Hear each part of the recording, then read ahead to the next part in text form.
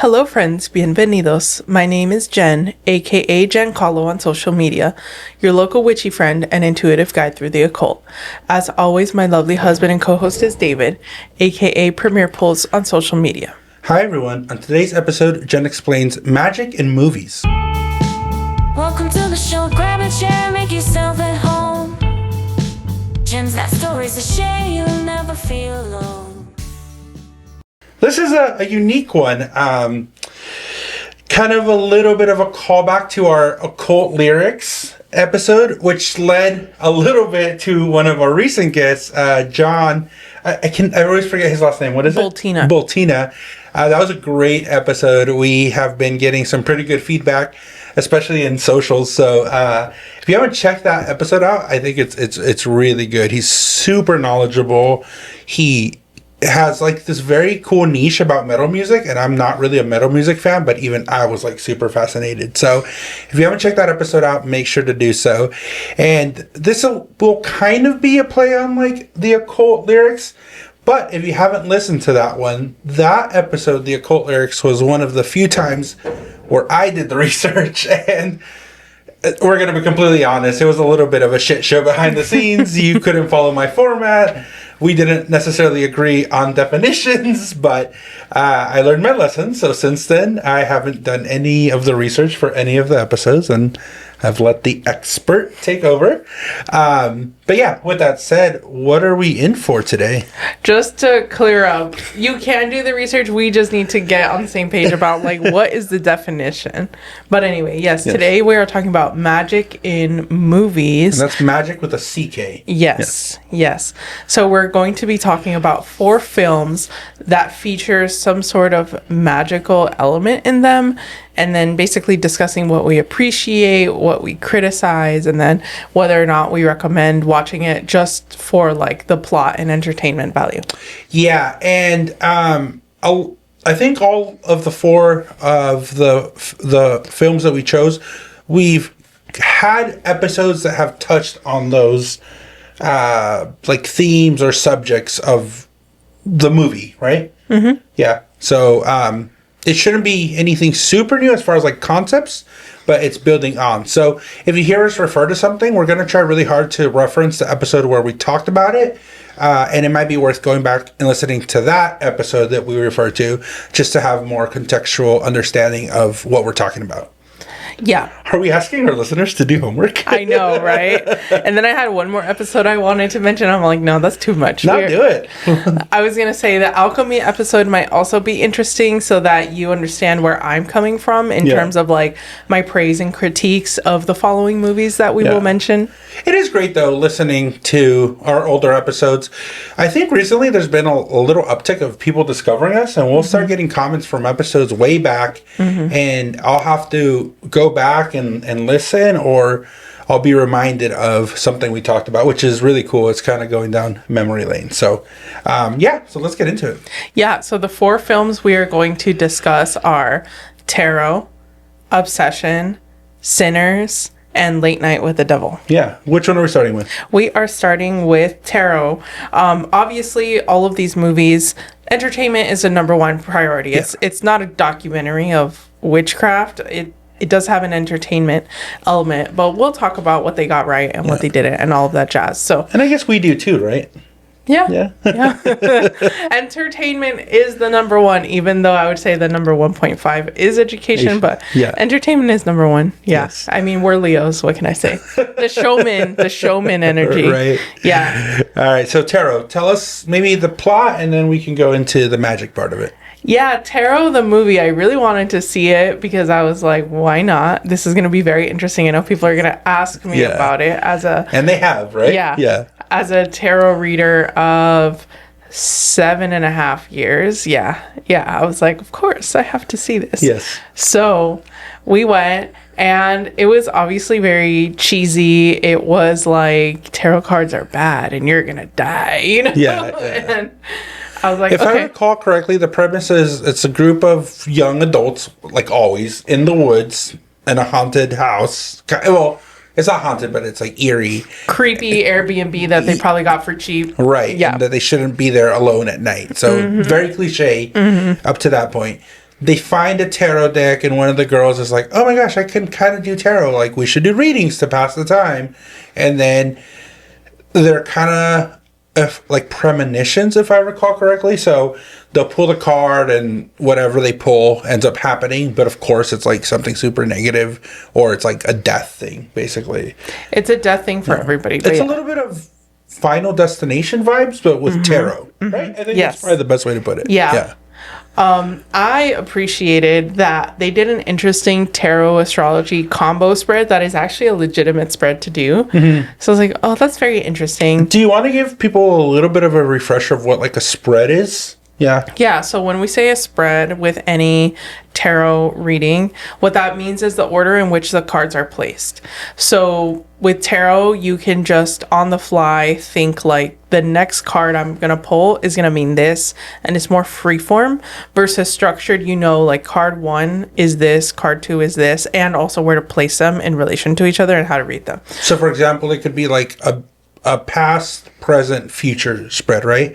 So the first card you pull is in reference to your past. The present is what it's going on right now, and then the future is just a forecast of what could be coming. It's like coloring a coloring book versus creating your own art. Yeah, is the best way to describe it. Oh, okay. Well, okay. Creating your own art would be when you just kind of pull freeform, right? Yeah, blank piece of paper. Okay. Yeah. But yes, so I did appreciate, for entertainment purposes, the forecasting with the tarot cards, because I think at one point she said, the girl pulling the cards said to somebody, like, make sure you're on the right track. And spoiler, if you haven't seen it, then that person gets off of the tracks or goes into like a restricted area of the train station and gets run over by a train. Right, yeah. Or she says something like, don't feel like you need to climb the ladder, and then the other person like climbs the ladder and then they get like whacked by like the evil thing and they die that way. I guess we should have started with spoiler alert on all these movies. All of these movies, spoiler alert, we're going to be talking about some interesting plot points. Yes. So I appreciated that. I thought that was very interesting. I guess it is a horror movie, right? So they're not going to show like the benefits of tarot. I guess I just worry about society writing off tarot, being like, that's exactly what's going to happen. I feel like it's already demonized, and the people that want to like fuck with it are going to fuck with it, and the people who would never touch it are never going to touch it. That's true. I don't think there's any piece of art or entertainment that would convert people either way, right? That's true. So I don't think somebody who does tarot, maybe even within our circle, would go see the movie and then be like, oh no, it's like evil, I'm going to stop my practice, and vice versa. Like, yeah, I don't think it would have any little to no effect as like promoting tarot, essentially. Yeah, well, okay, here's my bigger concern. The folks that are in the middle, where they're like, I'm curious about it, but I'm scared to make the leap. Tarot cards, oracle cards, any sort of cardomancy that you dabble in, it's all cardboard. It's all paper. The magic is the person that wields the tool. Sort of like how if you put a knife on a table, the knife isn't going to do anything, but then the person can, use that knife to make a gourmet meal or to go on a stabbing spree, or both. Or both. One and then another. Little dinner and dessert. What was that movie where basically that happened? It was called The Menu. Yes. That was a really good movie. Yeah, that was a really good movie. Yes. Yeah. So that's the biggest thing that I want to point out with the tarot movie is that, and that's what I told people during my tarot 101 workshop, and I always tell new tarot or any cardomancy practitioners, the magic is you, not those cards. The cards are just a tool. All right. Now, as far as accuracy, where do we land with like the meanings of the cards and how they portrayed the actual practice? Yeah, I would say that every card has a shadow side. Everything has a positive and a negative component. Even the tower? Yes. Yeah, the tower is like, you're worried about shit is going to hit the fan. But if shit is actively hitting the fan, then you know you're dealing with it and it can't get any worse. You've hit rock bottom. That's something to celebrate. Well, I guess. Yeah. It's a weird silver lining. But Yeah. they were pretty they were accurate in the sense that they showed the shadow part, but you're saying that inaccuracies happened, that they didn't show the other side of the coin, right? Yeah, so for example, the Empress represents Taurus, represents Venus, is very like luxurious, feminine, like that pregnant glow that you get. It's very like laid back and regal. Yeah. The Empress. But in the movie, the Empress like killed somebody. I got it. So it's like, how accurate can it be? I don't know. Right. You know? Yeah. Yeah. Yeah, okay. That makes sense. Yeah. Yeah. So final thoughts on tarot. For entertainment purposes, I think it's fine. It's definitely not like I'm gonna learn something from this. Yeah. But I appreciate it as a horror movie. Okay. As an entertainment movie, I think it's kind of funny. As far as like rewatchability, is that a movie you would watch again, or it's like a one and done, I'm good?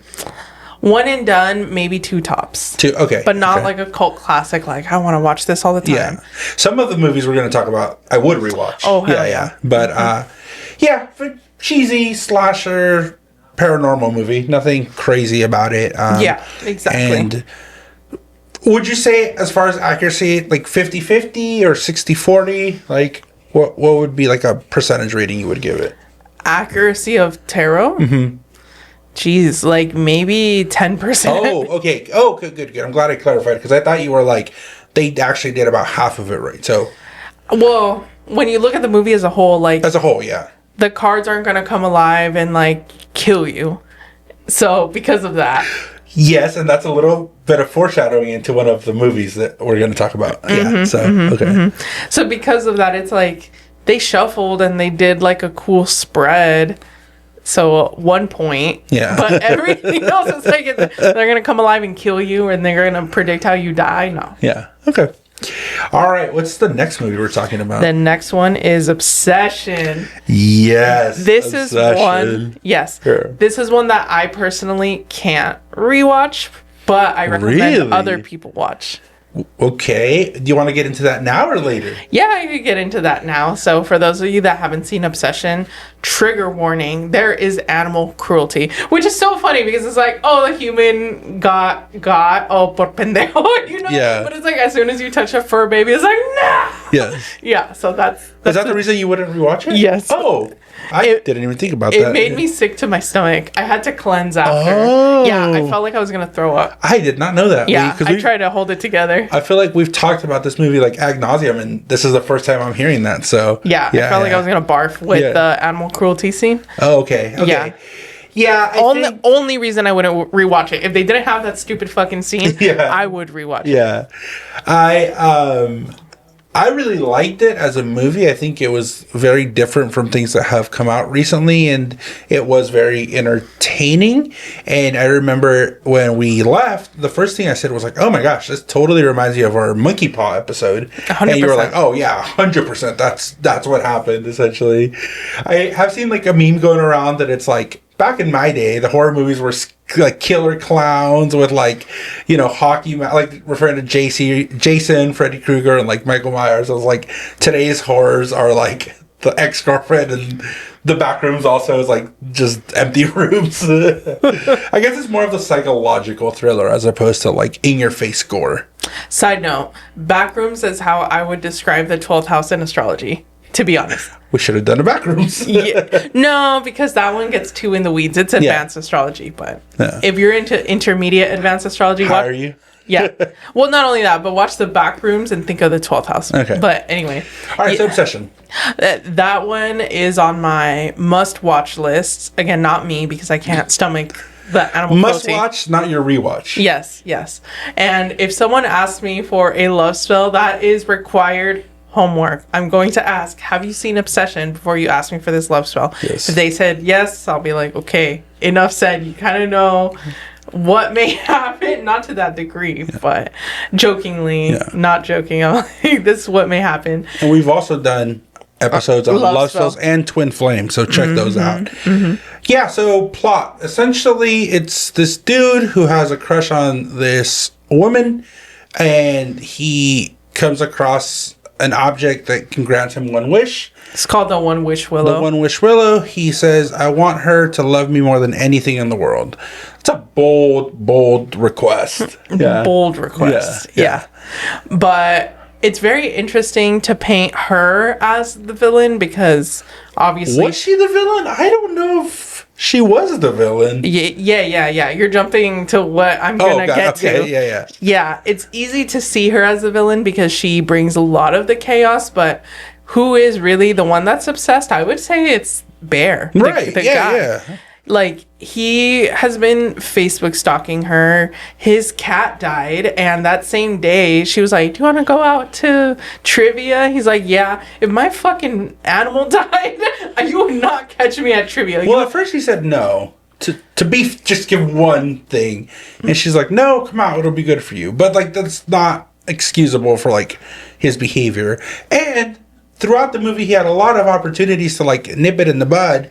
But he was like, no, I like to keep you where you are. Like, that's insane. Yeah, no, he was definitely the villain. And so obsessed to be like, I'm gonna make someone love me. That's always what I say with any love spell. It's like, do you really want to make somebody love you?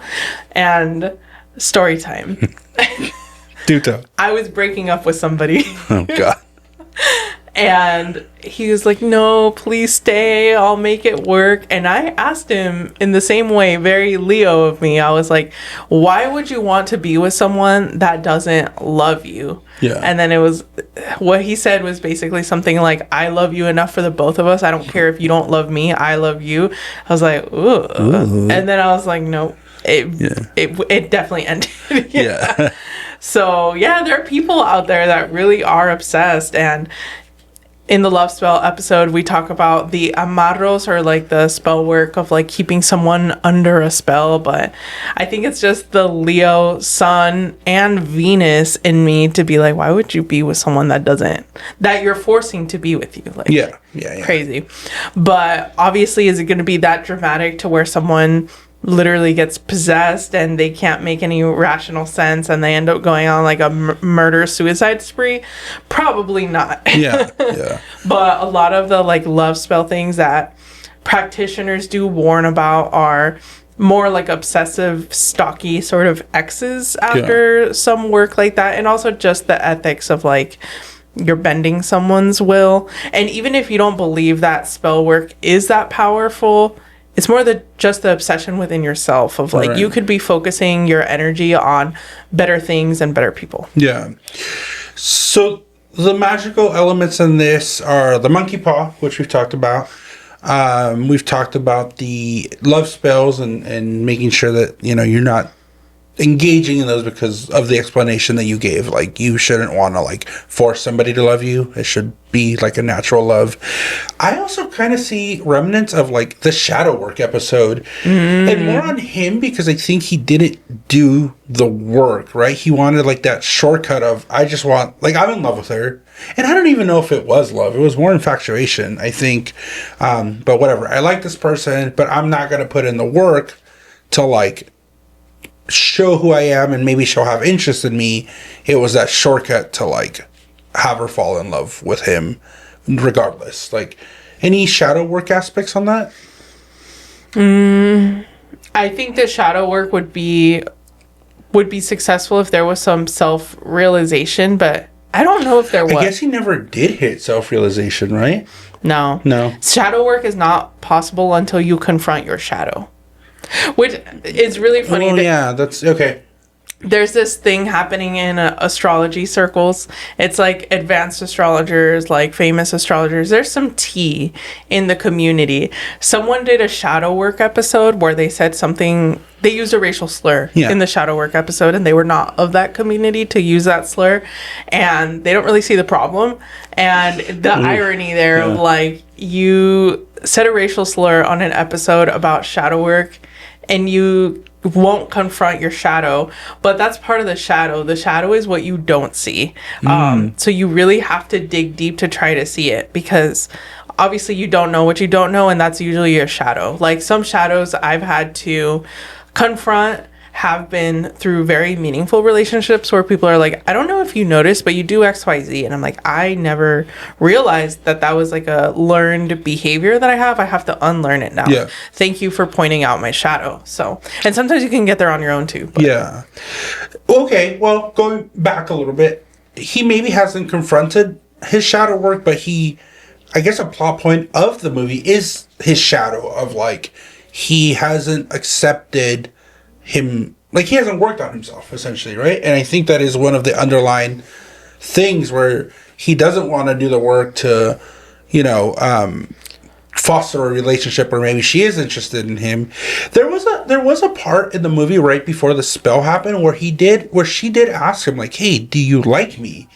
And I never understood if it was in a sense for her to, like, nip it in the bud and say, well, I don't like you, or it was an opening for him to confront his I guess, likeness of her, and then that would have carried the plot to another side. What are your thoughts on it?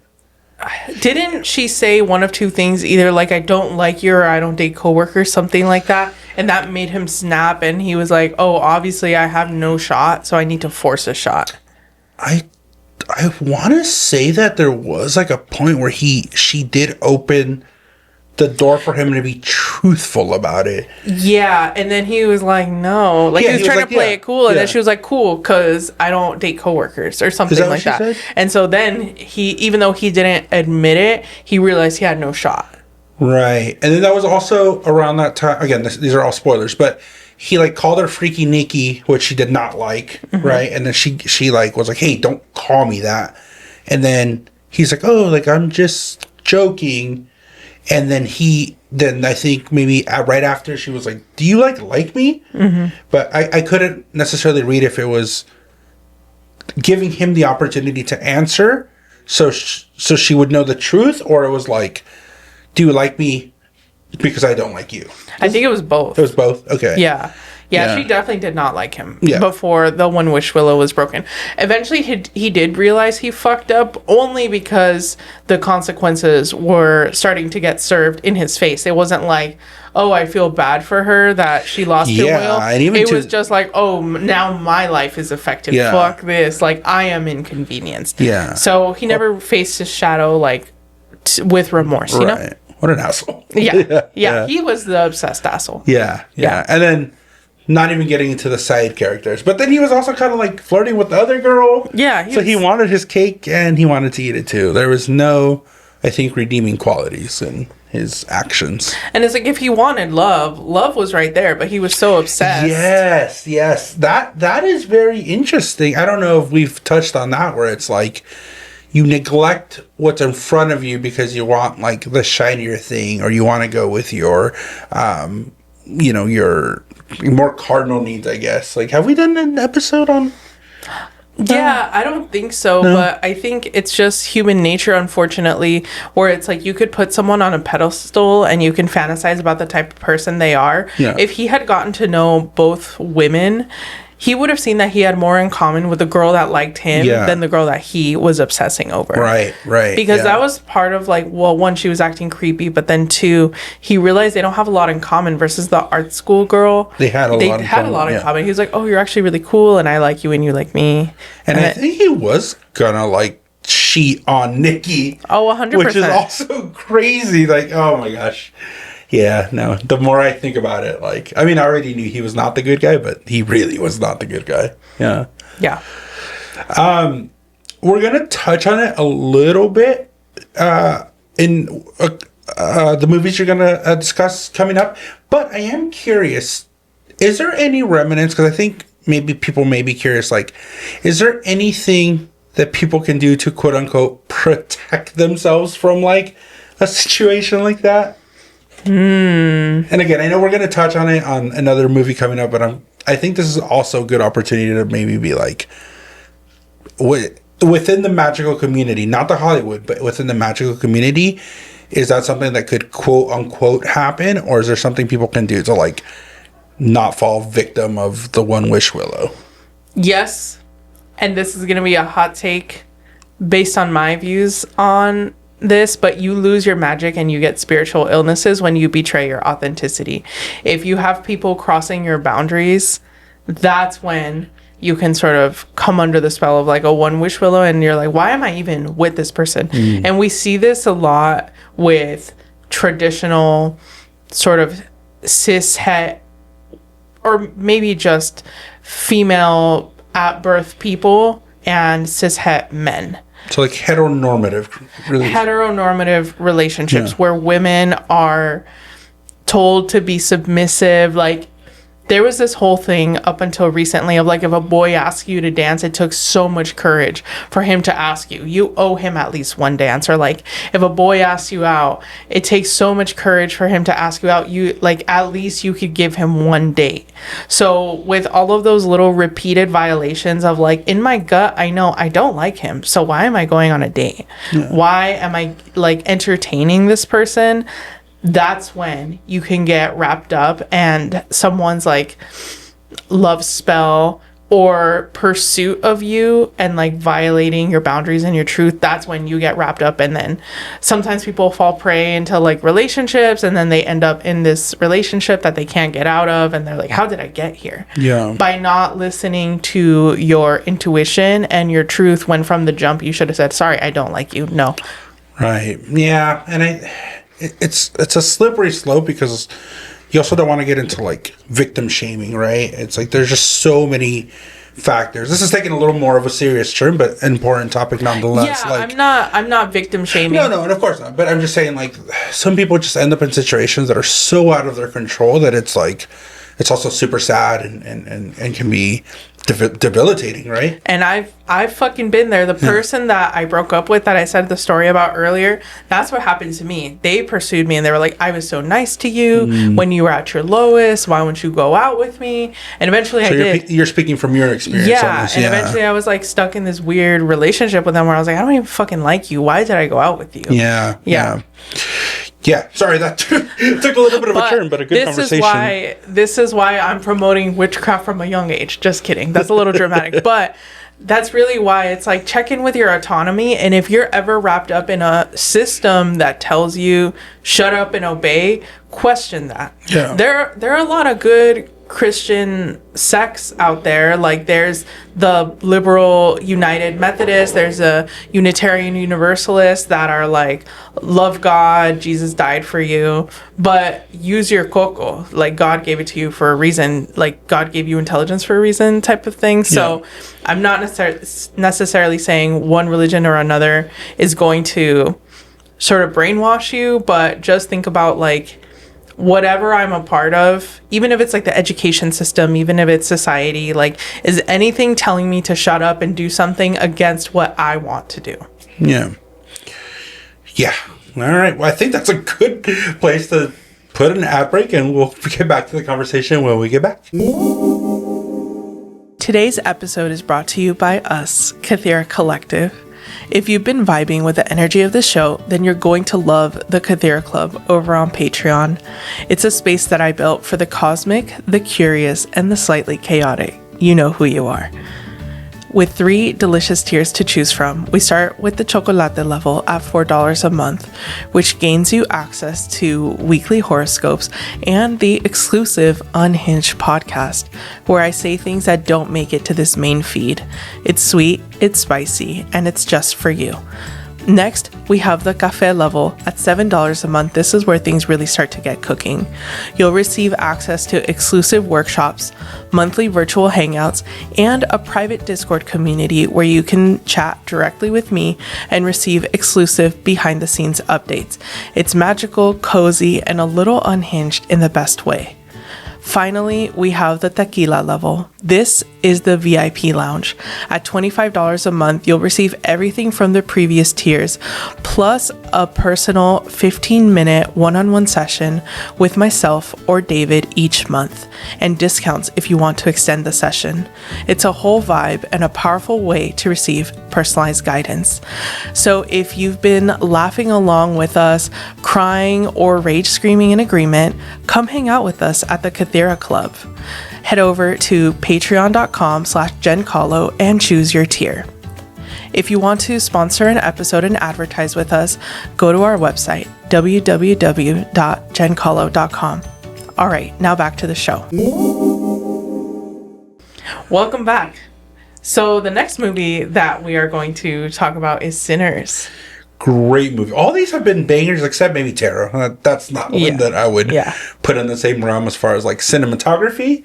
But Sinners. Yeah, let's get into it. One of my favorite movies. That one I would rewatch as many times as possible. Is it because of double Michael B. Jordan? you're like, that doesn't hurt. That does not hurt. That does not hurt. But it's also cinematic beauty. Yes.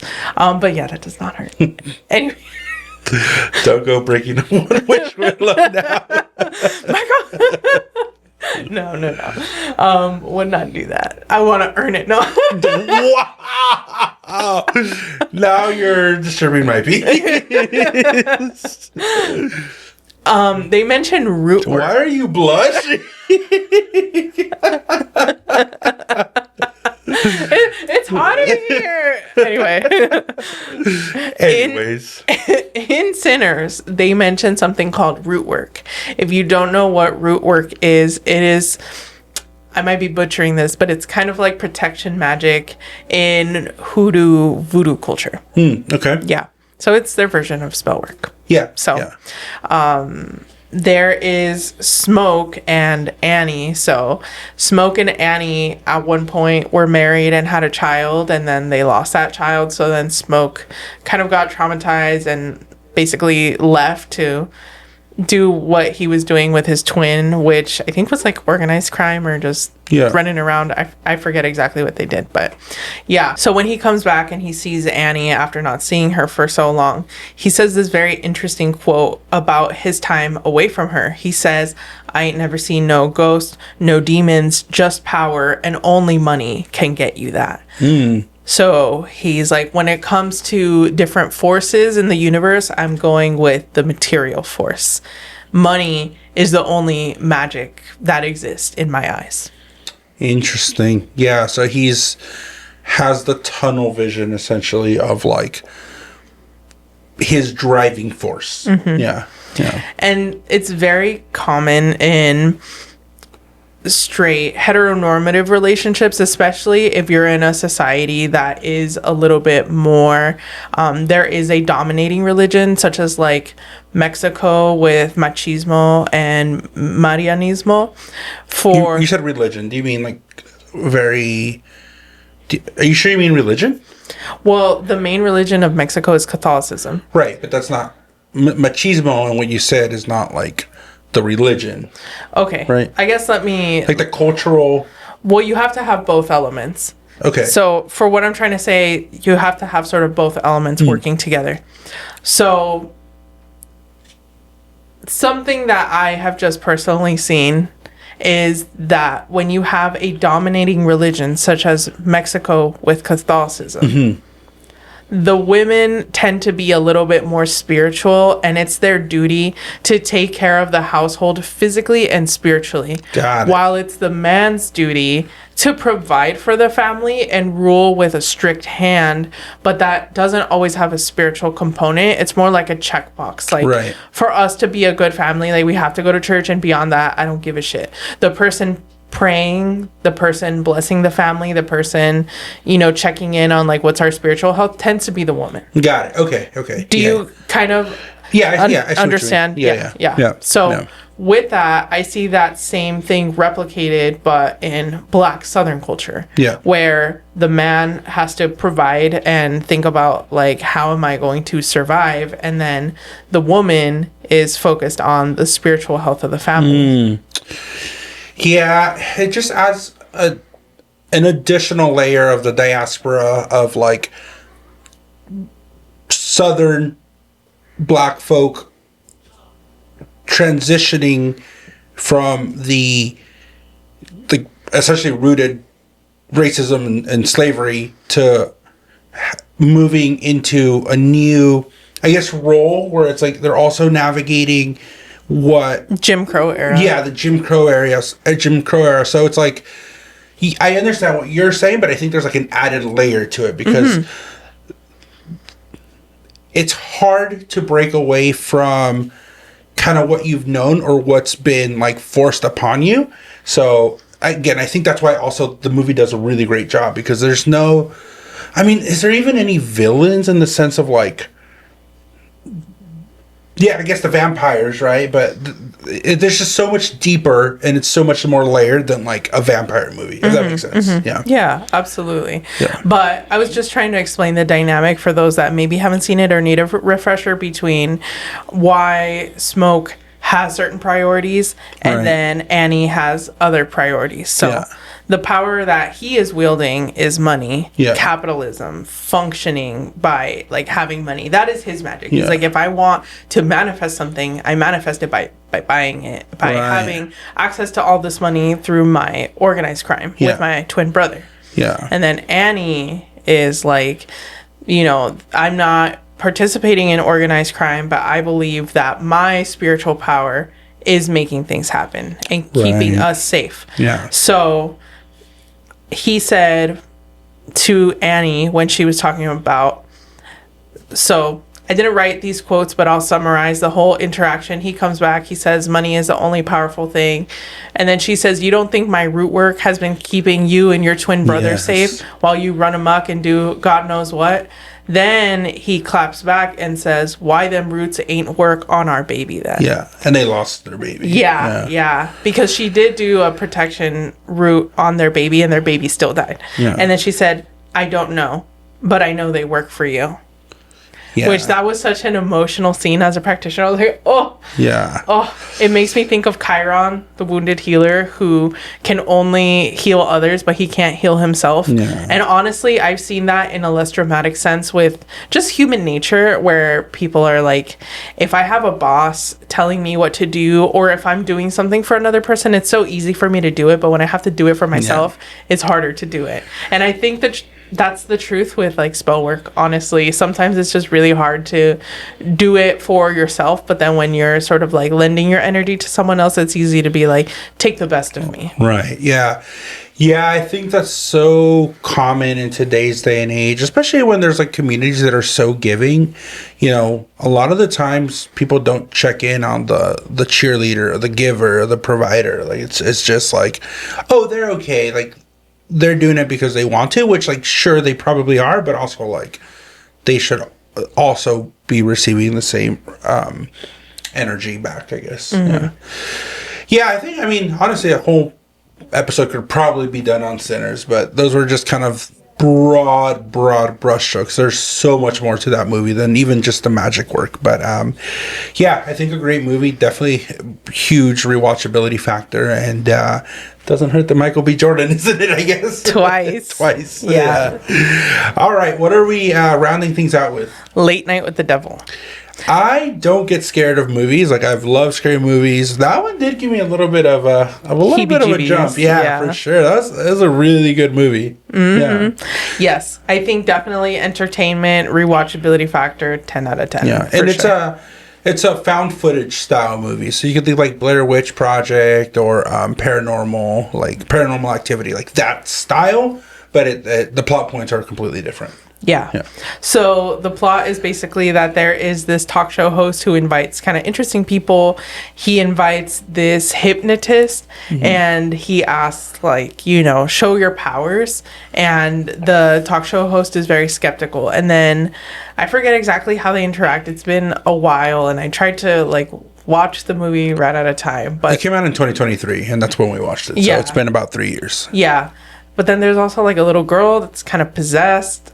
I don't know. There's like multiple things happening at once, but basically the main elements are that there are some skeptics being like, show your powers, and then they do, and it gets freaky, and people end up like getting killed and stuff. Yeah. Very, very typical like Possession movie. Yeah, possession, horror movie plot points. But what they did really well was the way in which they shot it and the suspense element. It wasn't like a slasher. There was a lot of suspense, and until the end, when it did end up becoming kind of like a paranormal slasher type thing, it was just very suspense-filled, like 80% of the time, and it was more psychological horror, which was good. I liked it.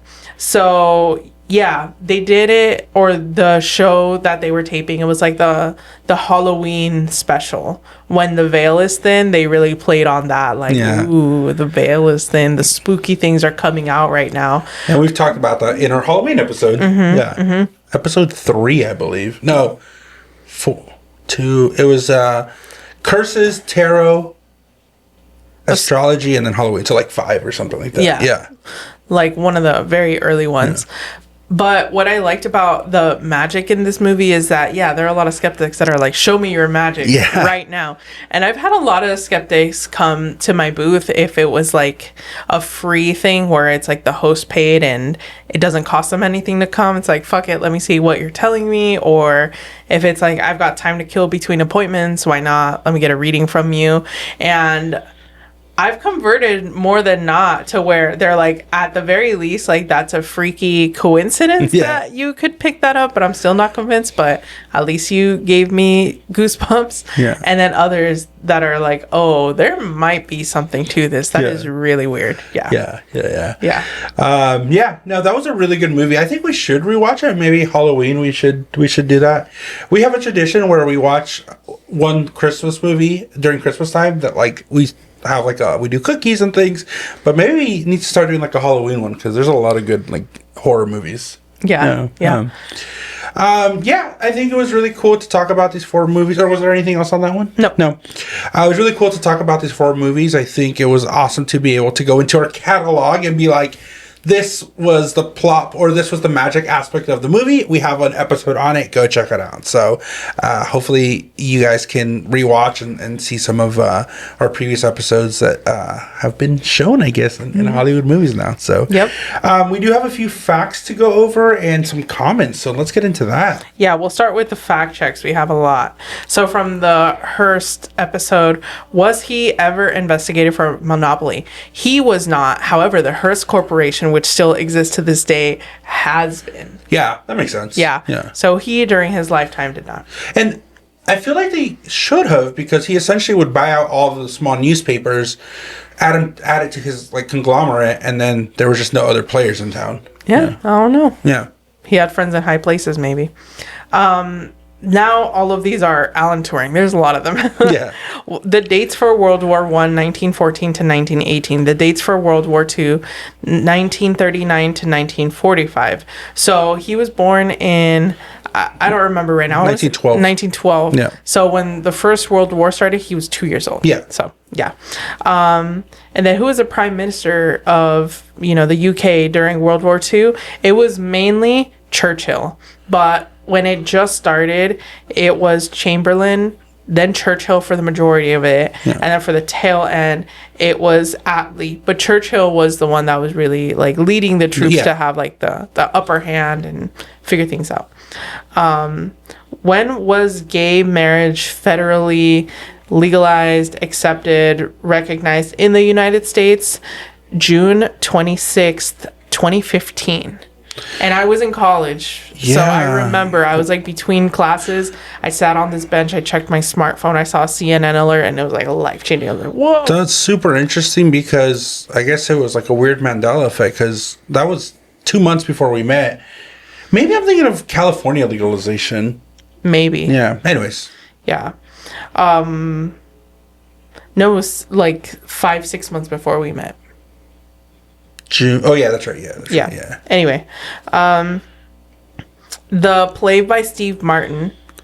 Yeah, that was Picasso at the Le Palais Gilles, and it's a play where Picasso goes into like a coffee shop and then interacts with like a patron, and like that's the whole play. But it's by Steve Martin, which is really interesting. Steve Martin, Cheaper by the Dozen, The Pink Panther, I think Saturday Night Live. It's a really good play. Yeah. Mm-hmm. Recommend it. And then were Oppenheimer and Turing household names, and basically were they famous? Oppenheimer was, Alan Turing was not. It's unfortunate. Mm-hmm. Yeah, that's very unfortunate. So, yeah. So Oppenheimer did have celebrity status. Yes.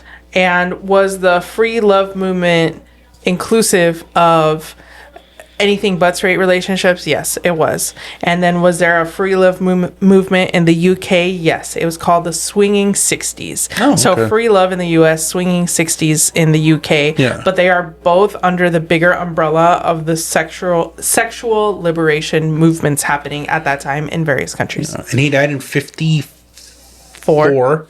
So that's the point I was trying to make. Like, so close to being at least at the beginning of it. Yeah. It's not like a light switch, like all of a sudden people Right. are like, let's fuck. Yeah. But there were works from like feminists in the 1890s that like influenced a lot of things, and people in the 50s were reading it and being like, huh. Yeah. And then in the 60s, like more of their philosophy spread and more people accepted it. So yeah. Yeah. But when you're thinking like Woodstock and all those festivals, like that was more America, but the UK had like their own version. Their own version, yeah. Yeah. Okay, so in terms of the comments, yes. So we had a few. We've had a few comments. And this is across different platforms, whether it's comments on our Spotify, a lot of our reels are getting comments, and then I think people have also told you some stories. Yes. So in terms of Spotify, I am going to read from the latest one that we haven't touched on. There is one from the Ozzy Osbourne episode, so quite a throwback. Yeah. Hey, Jen and David, I always appreciate your content and the energy you both bring. Have you thought about doing a spotlight series on Selena Quintanilla and Michael Jackson? And this is from someone named Stars Align. I don't know who that is. Yeah, I don't know who that is. Yeah, but thank you for listening. Yeah, I would love to. I mean, Selena and Michael Jackson, yes. We do always try to have like a tie back to the podcast, and I'm sure there may be some mysticism. So, not saying we wouldn't do it, but we'd have to do a little bit of research to find that through line. Yep. And then for the William Hurst episode from Cindy, for someone who solely listens on the audio, it was a good call telling us to turn on the video for this episode. Yes. Yeah, probably one of the only episodes where I would ask people to watch it instead of listening. Mm-hmm. And then from Tasha on Spotify on the Walter Mercado episode, Matt and I just watched a Netflix documentary about Walter, and I literally said, I bet Jen and David have an episode about him. I loved it. His 2 birthdays were so interesting. I've only seen this in people wanting to do something before they were legally allowed to, like military, marriage. I'm wondering when he first gave the new birthday and if it made him underage or something, or if something happened to him on that date as a baby. I really need his lore, like Walter got sick as a baby, died and came back to life, and used one of those dates as a birthday for the rest of his life. Not knowing is killing me. Yeah. Mucho amor. Gosh, that was our second Spotlight episode. Deduction, I think it happened because of like production or something, right? I remember we discussed it a little bit. We will never know, but it maybe had something to do with like the day he chose probably aligned better with like his brand. Mm-hmm. Yeah, that's all speculation. Like electional astrology, like specifically choosing your alter ego's astrology. Yeah, it's like so meta. Yeah, that's what a lot of us think it is in the astrology community. Right. And then finally, we're getting a lot of traction on the William Hurst ones. People are like, this is so interesting, and that's like the extent of it, which is pretty cool. They're just like, I've never seen astrology applied in this way. All right, well, glad we were finally able to catch up on our comments and our fact checks, because we want to try to stay on top of that. But overall, I think this was a really good, fun episode. I would say before we recorded, it was going to be like an easy listen, but I think we got kind of deep. So let us know what your thoughts are. Let us know if you've seen these movies, and let us know if it kind of aligns with what you like, if you agree with us or not. But yeah, thank you so much for watching today's episode. Remember, the magic within you makes the world a more beautiful place. Blessed be, and signing off. Bye.